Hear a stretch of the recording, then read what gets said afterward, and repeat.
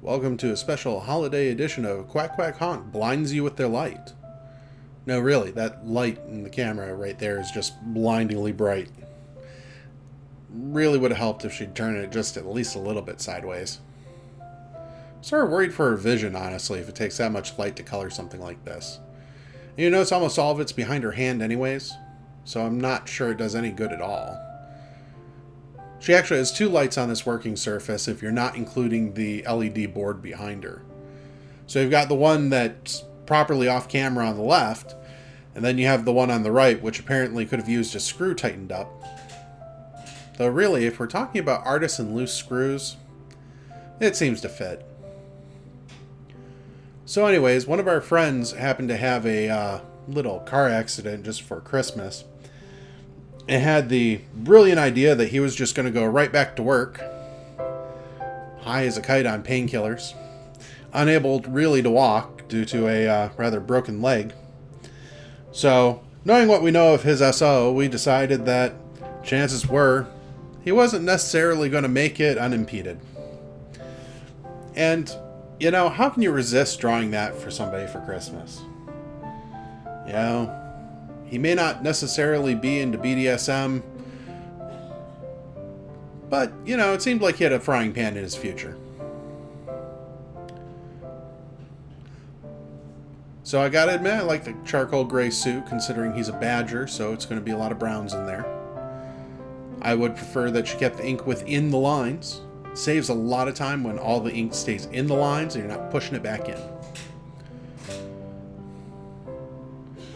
I suppose I should just be happy he's not blue. I mean, when it comes right down to it, I don't think there's much blue in this piece. Actually, I'm sort of surprised by that, in all honesty.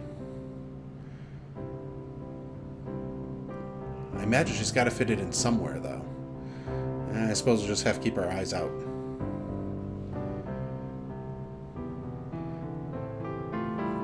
You know, it probably would go a little bit faster if she wasn't on the phone. She keeps telling me she's looking at references, but I don't know. I'm not sure Twitter counts as references. Though I'm sure that she says, you know, that's just her social media obligation or something. I don't know.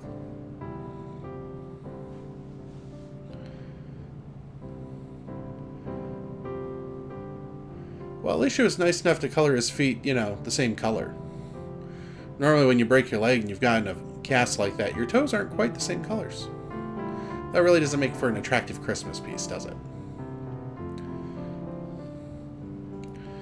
Plenty of work on that cast iron skillet.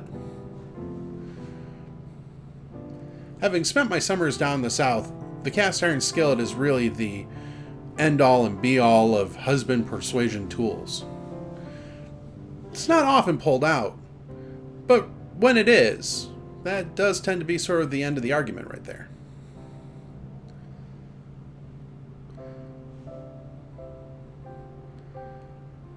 So right now we have a very beige otter.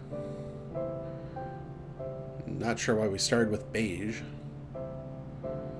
because it looks like we're going to be coloring over all of that.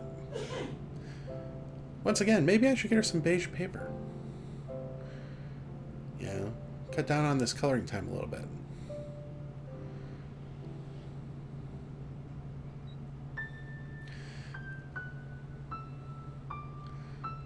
A lot of tiny little details in here, and I'm not really seeing them. Maybe because we're moving so fast. You know, I haven't...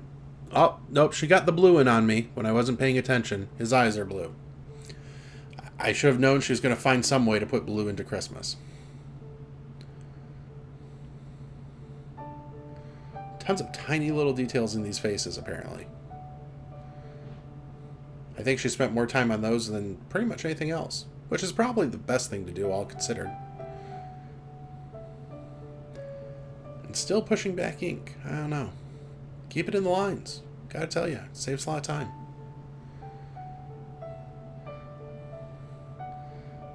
Maybe she need the lights that bright for all that drop shadow. I don't know. Well, anyways, looks like we're running out of time for this segment. Hope to catch you all again next time.